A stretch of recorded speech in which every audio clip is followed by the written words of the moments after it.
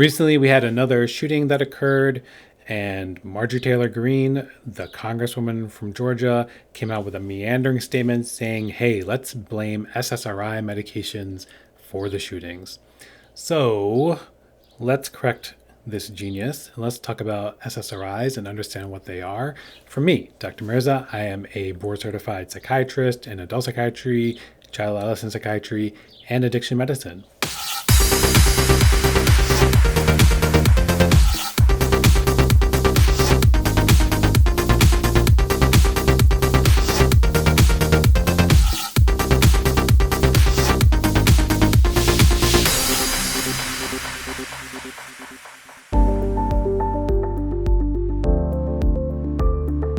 When we're talking about antidepressants, SSRIs have become the de facto go-to, and they are the most popular antidepressants by far. Antidepressants are used for many different reasons. They're used not just in psychiatry, but outside in regular old medicine as well.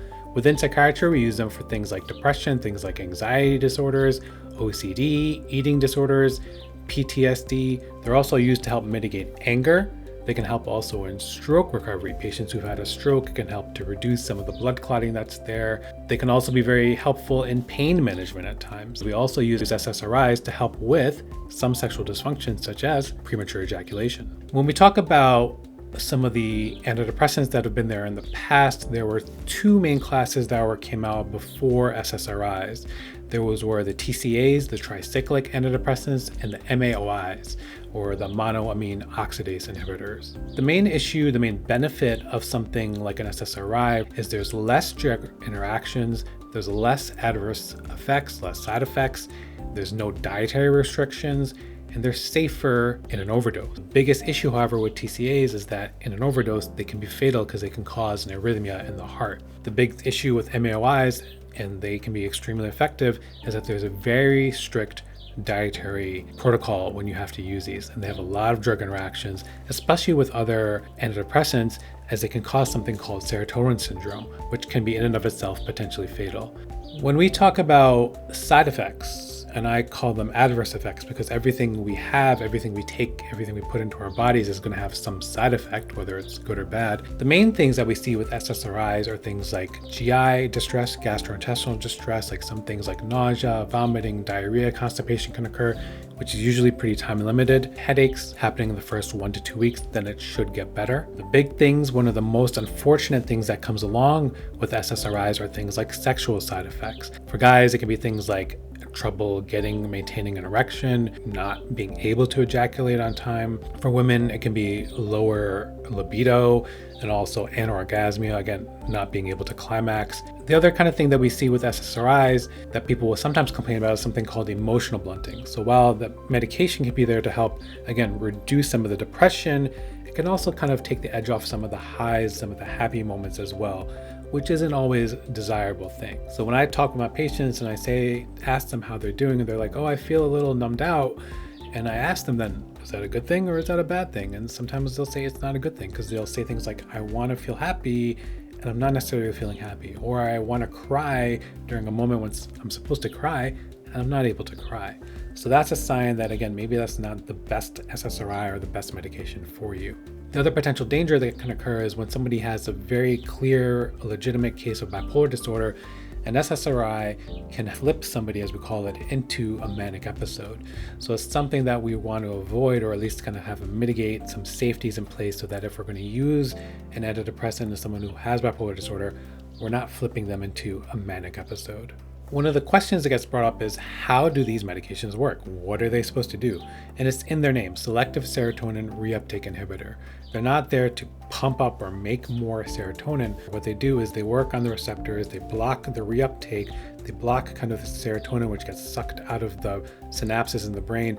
So by not removing it, which your brain naturally does, you lead to an increase in the amount of serotonin that's there. But what does this mean? What happens if we increase the serotonin? There's a lot of controversy about, hey, is serotonin the neurotransmitter that's associated with happiness, with sadness, with depression or anxiety. One of the challenges that psychiatrists get is this whole concept of the chemical imbalance theory. This is something that was put out many years ago, some decades ago, which doesn't really hold weight. And what the chemical imbalance theory is that somebody has an imbalance in their serotonin or their dopamine, their neurotransmitters, and because of this imbalance, that is why somebody has depression or somebody has anxiety. And that's not really the case. We're not really sure. This is why SSRIs have about a 50 to 60% success rate. They work for some people, but they don't work for all people. But the important thing to know is this. We know that for some people that it works and it can be life-changing and it can be extremely helpful. We stopped following this chemical imbalance theory, and what we're using now, most psychiatrists will use what is called a biopsychosocial model, where we look at biological factors, psychological factors, and social factors in kind of describing somebody who may have depression, anxiety, or other symptoms. So we look at genetic factors, we look at family history of stuff, we look at their health, we look at how they may respond to the medication, we look at how their development was, psychologically their development, we look at the social situations, their work, their relationships, all these things, housing, finances, etc., to say, hey, all these factors are involved with somebody's mood and or anxiety symptoms. So that's what we can do when we modify, we work with their treatment in depression, is help those things out as a whole. And medicine is just one part of it. There's a lot of controversies that are out there in regards to, safely tapering and getting off these medications, that these are quote unquote addictive. And again, that's not true. When I work with patients, a lot of times I have rarely had an issue kind of tapering or getting somebody off of medication if that's what they desire. We have to understand that for a lot of these medications, 75% of them about are prescribed by non-psychiatrists.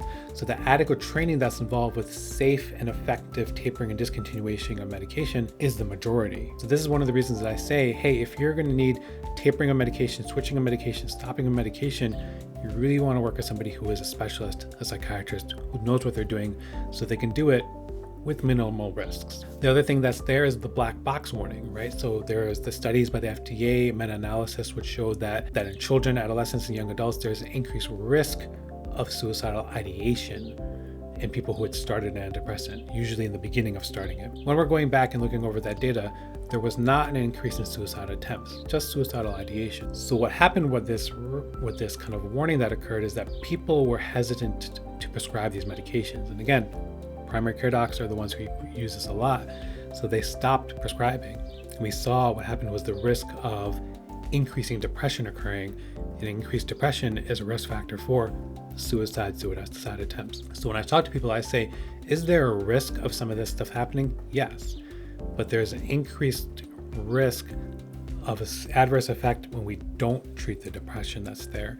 And that's why it's so important, especially when we're starting medication or we're making changes in the doses, that we have two-way, open, honest, and frequent communication between the patient and the provider. The other kind of question that gets brought up is pregnancy, right? So when we talk about pregnancy and using antidepressants, in the third trimester of pregnancy, there is an increased risk of what we call persistent pulmonary hypertension in the newborn.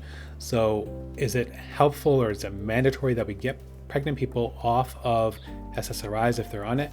Not always. The risk is there, but again, it's a little bit higher than normal, but it's still overall pretty low. There is a greater risk of adverse effects to the baby that's coming with a parent who's going to be depressed and or anxious or not doing well, not taking care of themselves. All right, guys, so I think we kind of discussed a lot of the SSRIs, the selective serotonin reuptake inhibitors, got a better understanding of what those things are and what they're not. They're not these things that cause people to become violent. That is nowhere in there. So let's talk with truth and science versus misinformation and disinformation.